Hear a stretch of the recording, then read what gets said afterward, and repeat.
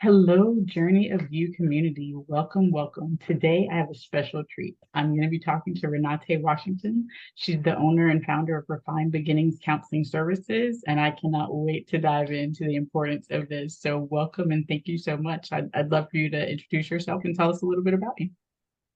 Okay, well, as you stated, my name is Renate Washington. I am a licensed professional counselor here in Georgia, and then I'm a licensed mental health counselor in the state of Florida. I am also a college professor. I currently am teaching online for Florida State College at Jacksonville because we no longer reside in Florida. But they thought well enough of me to keep me on staff, and so I accepted that. Um, I'm currently also attending Mercer University to obtain my doctoral degree because I'm pursuing the tenure track of teaching college. So that's kind of what I'm in the process of doing now. I service clients in the state of Georgia and then via telemental health in the state of Florida and soon telemental health for the state of South Carolina. Hopefully in the next month that'll be set up and up and operating. And credential wise, my accolades, I'm also a clinical professional supervisor for therapists who are seeking to become licensed therapists. I am a certified anger management specialist as well. I work with couples, women, a handful of teens. That's kind of where I started. And so I always will accept teens if I see that they are having severe challenges, just so they can be successful. I am a therapist for 95%, I would say my practice helps clients who are African American. We don't discriminate, but I am very honest. I'm very open in that I am here to help people who look like me and other ethnicities who also are considered people of color. That's the bulk of the work that I do and the people that I work with. Absolutely. I love it. Let's talk about both of those things a little bit deeper. One, Black and Brown community. Counseling has always been kind of a stigmatism or a taboo type of thing to talk about. So I want to dig a little bit deeper into that. And then two, you said you started with teens. Like, did you always know therapy was the path that you wanted, or how did you come across knowing that was like your purpose? I honestly did not know that therapy would be something that I would be doing. Mhm. I initially started out on the track to become an attorney. Okay. And so life changes, life happens, and then you have to figure out, okay, what else can I do? I'm still in the sense of being able to help people who are deemed underprivileged, because that is where I stem from as well, by definition. I grew up in a home with a single mom. Before residing with my mom, I resided with another lady, my adopted mom. I always knew my grandparents, things of that nature, but didn't have the societal, two parents, picket fence, one little cute furry doggy. That just was not my background. And so what I saw growing up from my perspective were a lot of people who look like me or in that same colorism, to me being mistreated, not being afforded the same opportunities, resources that other people had. And so my mindset was to help those people. Even if they did do something that they should not have done, doesn't mean like we just void them off the face of the earth. So my thought process was, even if they have done something, let it be just, let it be fair, is what made me feel like I wanted to be an attorney. Claire Huxtable was like just the role model, literally. Okay. I'm like, oh, Claire can do it. I can do it. Yes. Definitely. And so, like I said, life circumstances, I became a teen mom. I had my daughter 1 month before I graduated high school. So I definitely didn't want to leave her. So I'm like, well, what else can I do that maybe wouldn't be as vigorous, is what I thought initially, but being a counselor is also vigorous. So I Absolutely. definitely had the wrong concept. So I was like, okay, well then maybe I can do nursing. That can be helpful. Um, that wasn't going to be my cup of tea. I found that out quickly in my classes that, yeah, that's not for me as well. And so just saying, kind of segueing, trying to figure out how to still help people. And then Mhm. in what reference can I help people? And so I had gone back to school. One of my counselors was like, well, have you ever thought about like social work? And I'm like, social work? I don't know. They don't make a lot of money. Yeah. Because you have to have money. Like I'm a single mom, I Mhm. need money. And I'm like, Absolutely. oh, I don't think they make a lot of money. But am I just researching what it could look like? I'm like, okay, this may be a possibility because they work in so many different settings. So I can work at a hospital still if I wanted Mhm. to. I can work in so many different settings, education, criminal justice. I'm like, so at least it gives me options. Yeah. And so I started in social work. So I switched to social work. I did that for 3 years. Undergrad before deciding, let me just change it to behavioral science because I want to know how people mind works. Like what Mhm. makes you do the things that you do? How does your environment influence you? How do your friends influence you? How does television influence you? So I was just like a brain person at that point. And so I did my first internship, substance abuse. And what I saw honestly was the adults were getting help because they're in an inpatient facility. Mhm. But then I saw children who weren't getting help because they would show up on visits, visit with their parents, visit with their loved ones, and then you see them just screaming, crying because now that visit is over, and then these kids have to go back to whomever that they're living with, and I'm like, wow, that's major. Yes. Who are helping these kids? Mhm. And so then I got the bright idea, like, yeah, I like working in substance abuse. I think I want to work with the kids. Yeah. Let's create something for the kids. Like let's create a group for the kids so they can process because that's consistent separation, Mhm. trauma, anxiety. For some of them, I'm sure depression, some of them behavioral issues. Because yeah, I miss my parent. Let's be clear. Mhm. And so that's how I kind of segue into working with teens. And it was pretty cool for a while, until I started figuring out like, in order for this to work, I need the parents Yeah. to participate, to engage, to also make behavioral changes. Mhm. And that's hard to do, because then people think you're questioning their parenting skills. Oh, you're Mhm. saying I'm a bad parent. You're saying I don't know what I'm doing. And I'm like, well, no, I'm just saying if we can work on these things, it makes the whole situation better for the family. And that just became draining. Unfortunately, me. And then I just decided, who do I really want to work with? Like every day when I wake up, who are my people? How do I find these people? How do I convince them that I'm your person? And I'm like, do what you do best and do what you know about being a woman on many different levels. As a single parent, as a parent who is now married, as a parent who was going to school and trying to make a good life, as a wife and making those adjustments, Mhm. um, in transitions of having to move from place to place because my husband was in the Navy.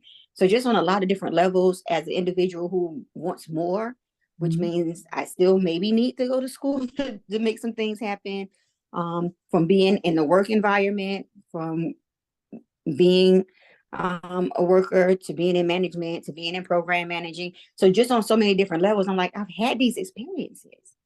I've had the experience of pretty much like meeting my mom, getting to know her, and I'm 12 years old. That's a pivotal time Yeah. um, in any teenager's life. That 12 to like 16 is so crucial. Mhm. So I understand that separation as well. I understand like not fitting in. I understand being a people pleaser, trying to find love, figure out what that looks like. So just on so many different levels, I'm like, oh my God, I just need to work with people who are females. Yeah. Absolutely. Absolutely. And so that's when I just made the switch, the shift to I'm only working with females. And then I narrowed that down to I'm only working with people of color who are females. So let's talk about that. for all the ones that are listening right now that maybe they've been the single mom or the teen mom. They've dealt with depression, anger. They know they need help, but they're not sure how to get started. Let's talk about the benefits of therapy or how they even find like they're you, like you talked about, you're their people. How do they walk those steps? Yeah, I think the first thing that I share with anybody when you first start thinking about coming into therapy, mental health to me starts with the first two letters in mental health. The first two letters are M-E, me. It's about you. What are you seeking? What is it that you feel you need? What is it that you feel is missing? How does coming into that realm help you with whatever it is that you have stated is your final outcome that you're seeking? So if it is a person who is suffering from anger, what is it that you want? Do you want to decrease having anger episodes? Do you want to learn how to better control your feelings so that you can be more logical in how you respond to things that, for the lack of a better word, cause you to experience that anger? So knowing what the outcome is when coming into therapy. I think the other part of it is getting to know who the therapist is. Mm-hmm. Most of us have websites. Definitely, most of us, you can go to Google, put our information in. We should populate Psychology Today. A lot of us are on Psychology Today. I'm also on Therapy for Black Girls. Also listed in the Black Clinicians Coalition. I'm also listed in Taraji P. Henson's foundation for therapists. So you can literally, the same way we Google everything else, you can Google a therapist, read the bio, read who they say their clients are, read what they state that they do to help you, and then make honestly an informed decision on those things. Did you get a connection with that person when you read that profile? Were they speaking your language? Were they even speaking to you? Because if I'm looking for someone who can help me with anger, I'm not going to choose a therapist who says I only help people who suffer from schizophrenia. Yeah. Like, it needs to match. So I need to find me a therapist who states that they work with people who suffer from emotional challenges, because that's the person who I know can help me with anger. And so just doing the research and making the phone calls, call people, talk to them on the phone. Most therapists, they offer consultation calls, and you can call and say, hey, these are the things that I'm struggling with, or these are my challenges. How do you help me? What does it look like in therapy beginning to end? And I always tell people, if you reach out to somebody and you want to ask questions and they're not really open to answering your questions, find somebody else. Like, that's okay. I feel there has to be a connection for the relationship itself to work, because you're honestly getting ready to invest into a relationship with that person. Most people who I see, they come to therapy anywhere from 6 months up to 1 year. I do have some clients who I've been with for 2 years, but it's almost like a check-in in a sense. Like, every year when they do their check-in for their pap smear or their eyeglasses or whatever, they're like, oh, schedule my mental health check-in. And I think that's cool as well. So just in making sure that the person you select can help you with what you say your challenge is, making sure that person answers the questions that you have, making sure that that person has the time available to see you. And does that make sense for you? Whether you want to be in person or do you want to be virtual? So it's almost like, I hate to say this, but the best, I guess, visual I could give is no different than any doctor that you see. Hopefully you're asking those questions. Hopefully you're making sure that it is a good fit for you. And then hopefully the therapist as well, if they don't think they're a good fit for you, they're telling you that I don't think that I'm the right person to help you, but then here are some other resources that you can reach out to. And so the bottom line to therapy, again, like I said, is because it's you and it's about you. That's why it starts off with ME. Be about yourself, and don't be afraid to ask those questions, because we can only help you with what you share. So true. So true. And You talked about different types of treatments based on the type of therapist that you are. Can you talk a little bit, just even from your own experience, of what does treatment look like? If I'm thinking I want it, but I'm nervous because I don't know what to expect, what kind of things do we do in treatment? Yeah. So I love this question. Um, because a lot of people think like, why am I going to go pay somebody to talk to them when I can talk to my friends or family, or if you have a spouse, I can talk to my spouse. If you're religious by any means, you attend, church, then I can talk to my pastor or my co-pastor or whatever. And so people always say that, well, why would somebody pay you just to talk to them? And I'm like, well, they're not paying me to talk to me. Talking to me is free. Let's be Mhm. clear. You can meet me in a grocery store and see me and talk to me. That's free. Yeah. In therapy, though, what you're paying for is for me to help you to learn how to problem solve. So there's teaching involved in therapy. A lot of people don't have the skill set, honestly, to problem solve. A lot of people are having to relearn behaviors and they don't even know where to start. What does it look like when somebody actually changes a behavior? Some Mhm. people don't really understand that fully. So when you change your behavior, other things change. The people around you may even change. So how do you handle the guilt of changing, even though you're changing to better yourself?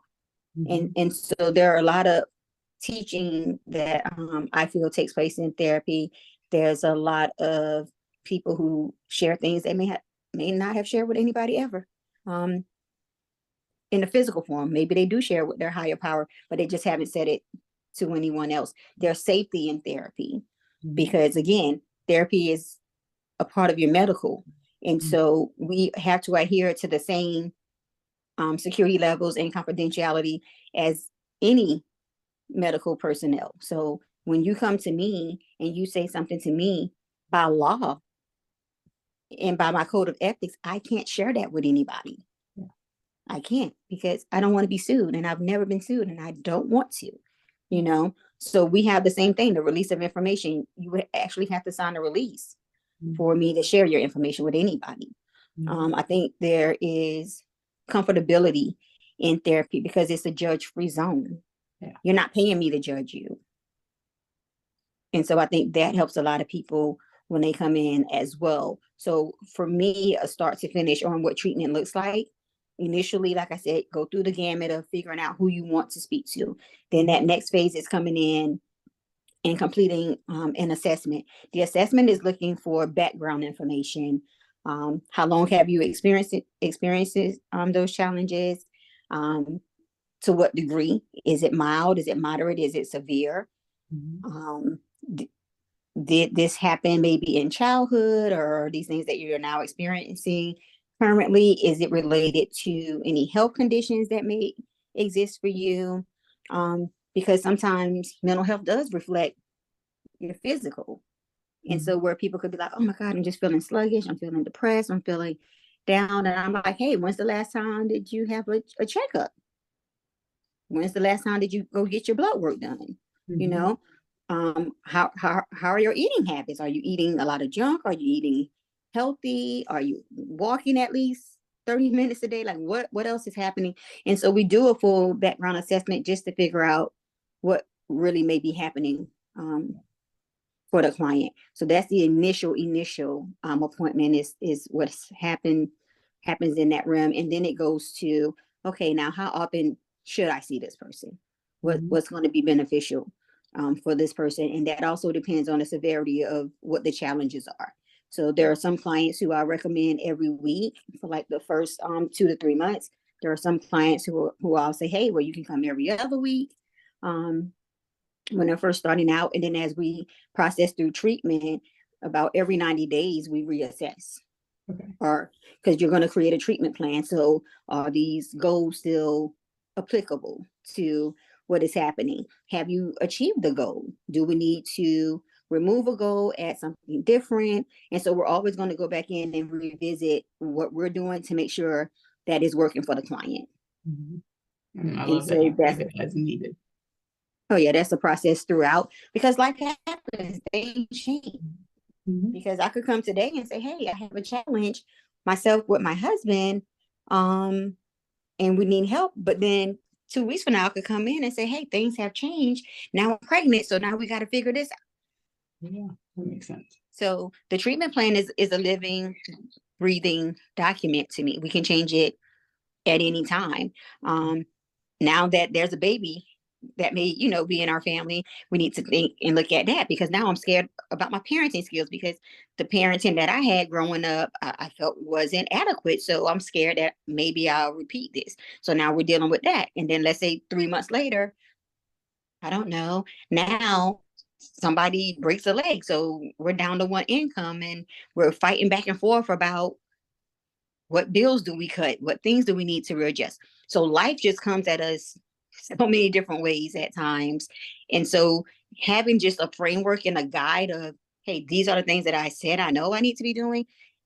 But now that these other things are occurring, there are new things that are happening. How do we adjust to those things? How do we address now these things? And we can always do that in the treatment plan. And so I tell people that, like, when they come to me from a different provider, like, what were your goals that you were working on? Mm-hmm. Sometimes people do have those. Sometimes people are like, I don't know what we were supposed to work on. And I'm like, okay, so then how do you know when you accomplish it if you don't first have the framework? So all of those things should take place in those first, like, I would say 2 to 3 sessions. And you're doing that with your client, because again, well, for me, let me speak for me as a therapist. I am not the expert on anybody's life. Mm-hmm. I'm not.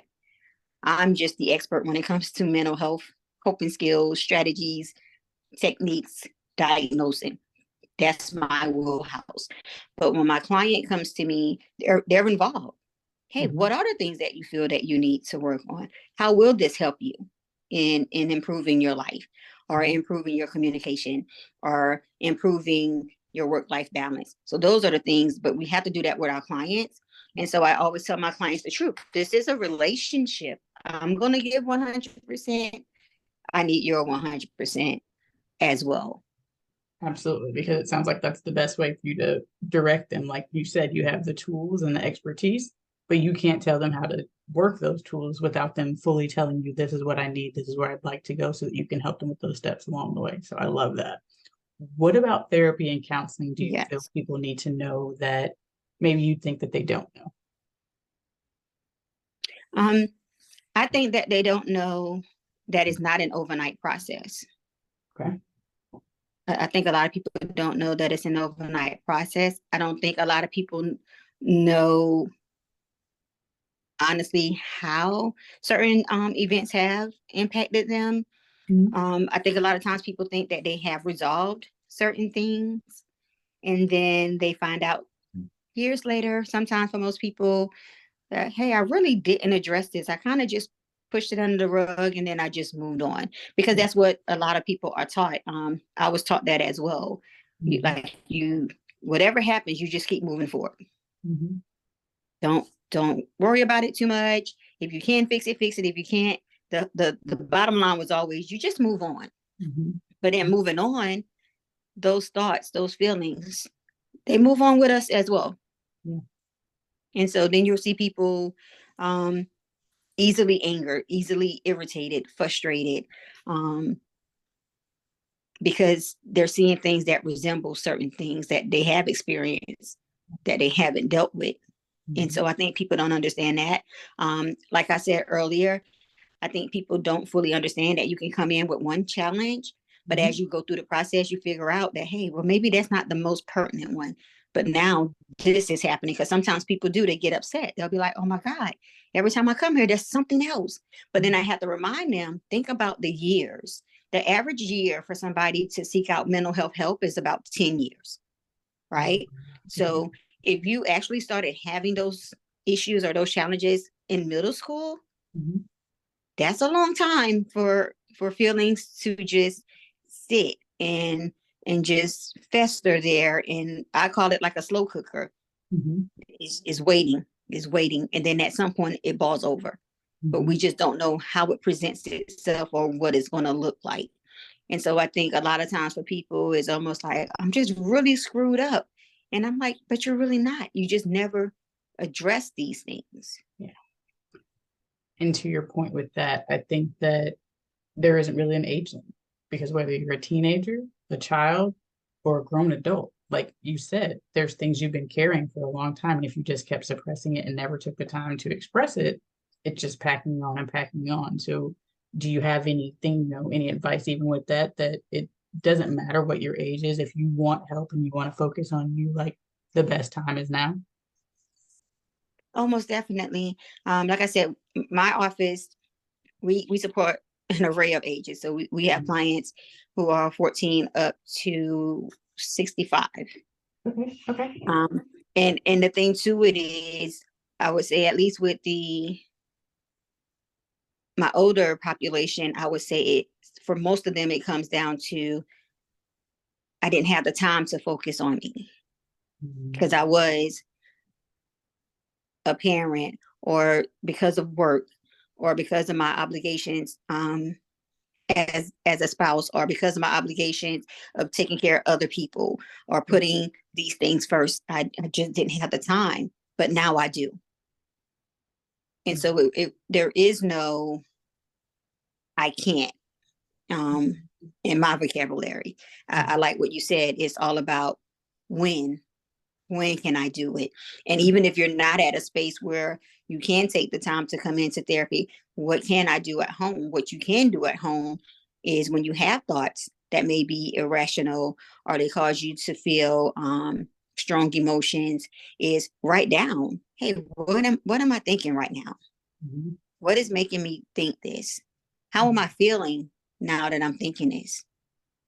What can I change about what the thought is? Because your thoughts generate most of the time what we feel. Mm-hmm. And then your feelings generate how you show that outwardly. So what I tell people is it's like a basic crayon box to me when I teach about feelings. There's like angry, sad, happy, mad. We get that, right? Mm-hmm. That's what we teach our little kids. That's what's on the little charts. Smiley face, sad face. So we get it. However, those things that people see outwardly are just the symptoms.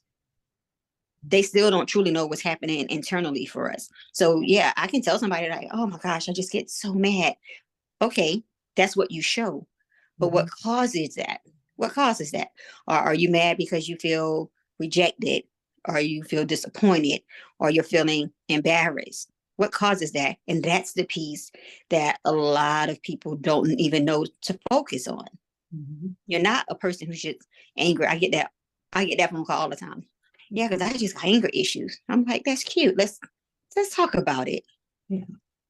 You didn't just wake up angry. What happened? How did you feel?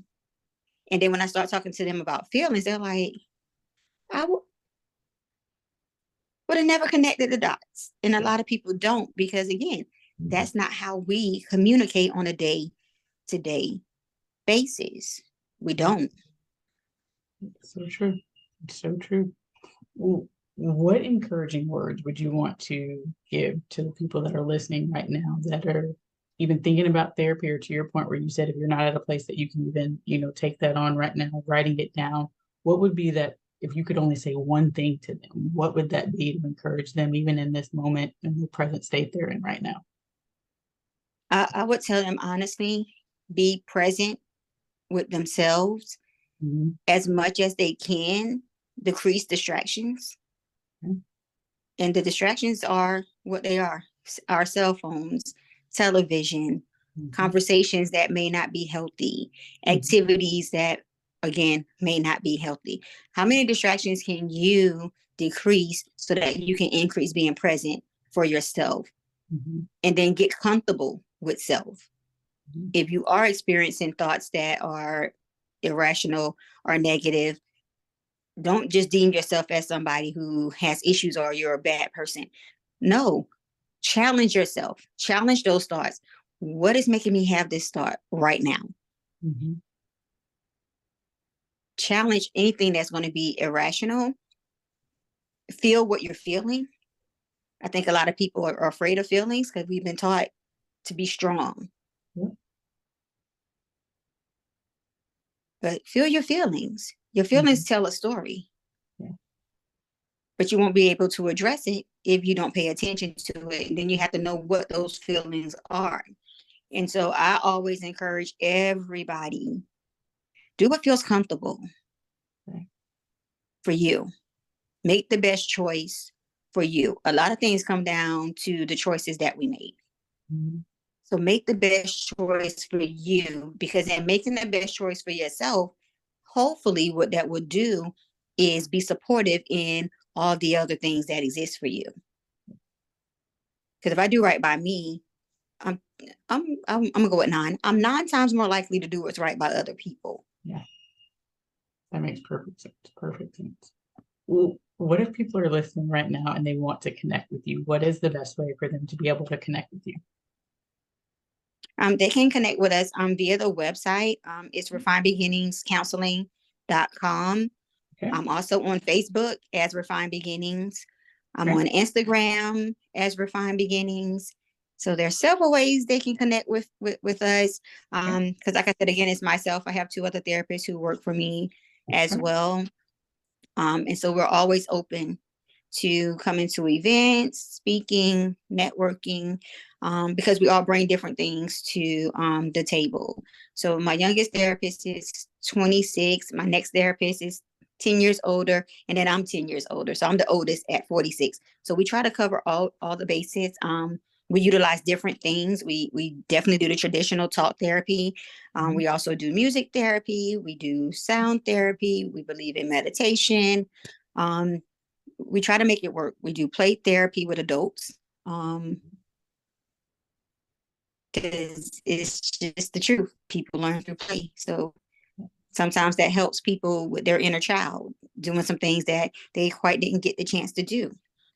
So a lot of different things take place in therapy. It can, like I said, it can be medical issues that people come to therapy. It can be just for transitions, going from one job to the next. It could be I'm getting divorced. It could be I'm getting married. Like I said before, it could be I'm a new mom. It could be just stress at work. Mm-hmm. It could be I had one client who was trying to mentally prepare to move to a whole different country. And yeah, Black female, phenomenal. I'm so proud of her.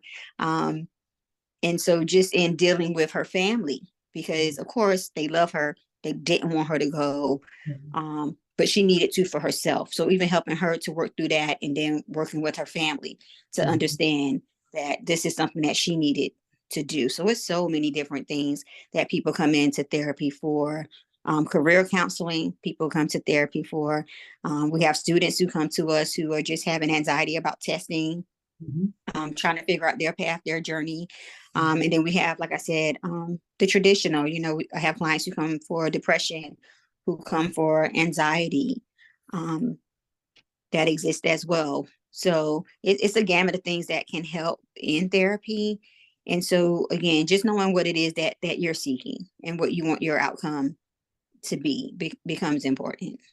Absolutely, absolutely. My favorite thing is that you said mental health starts with me, starts with me. I'm like, I never thought about it like that, but I love that approach. And I really just appreciate your time today. I can't wait for everybody to reach out, for help and continuing to be able to take away that stigmatism of therapy and counseling. That really is a good thing. It's prioritizing yourself and putting yourself first, and it's never too late to get started. So, is there anything else that you'd like to share with the audience? Um, No, just like if I'm not your person or one of my therapists is not your person, I promise you, contrary to what social media says, there are a lot of Black therapists if you want a Black therapist, male and female. We are out here. We are ready to help. We are ready to do the work. The ones that I've met are very relatable, very relaxed, very easy to get along with, very knowledgeable. We're experts out here in this field.